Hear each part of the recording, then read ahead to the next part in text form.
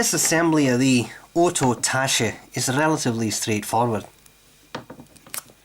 Uncap the pen.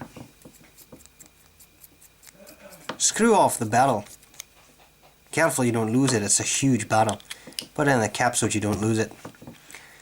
Now, nib and feed are friction fit. Just pull them straight out. Clean them well. When you're done, roughly align shoulders of the nib to the shoulders of the feed. Take your section. Put them back in. Make sure nib and feed are pushed back in all the way. Take your barrel.